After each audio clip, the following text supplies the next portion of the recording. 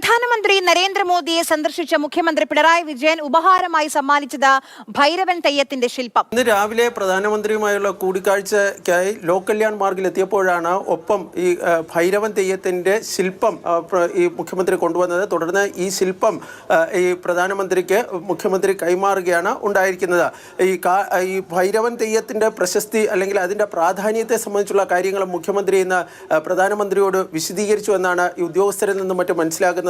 മലബാറിൽ പൊതുവെ ഏതാണ്ട് 400ഓളം തെയ്യങ്ങളുണ്ട്. ഇതിൽ വളരെ പ്രശസ്തമാണ് ഈ ഭൈരവൻ തെയ്യം.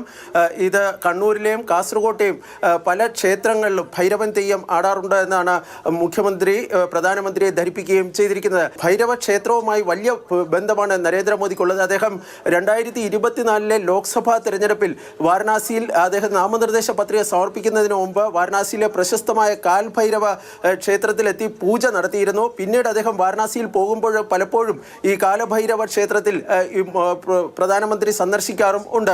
കണ്ണൂർ പയ്യന്നൂർ സ്വദേശിയായ സുന്ദരേശൻ പയ്യന്നൂരാണ് ഈ ശില്പത്തിന്റെ രൂപകൽപ്പന ചെയ്തത്. കോവളത്തെ കേരള ആർട്സ് ആൻഡ് ക്രാഫ്റ്റ് വില്ലേജിൽ വെച്ചായിരുന്നു ഈ രൂപകൽപ്പന. ഏതാണ്ട് 2 മാസത്തോളം സമയമെടുത്തായിരുന്നു ഈ രൂപകൽപ്പന പൂർത്തിയാക്കിയതെന്നാണ് ലഭിക്കുന്ന വിവരം. ഏതായാലും മുഖ്യമന്ത്രിയുടെ ഈ ഉപഹാരം പ്രധാനമന്ത്രിക്ക് വലിയ സന്തോഷമുണ്ടാക്കി എന്നാണ് ഈ ഉദ്യോഗസ്ഥരിൽ നിന്നും മറ്റും നമുക്ക് മനസ്സിലാക്കാൻ വേണ്ടി സാധിക്കുന്നത്.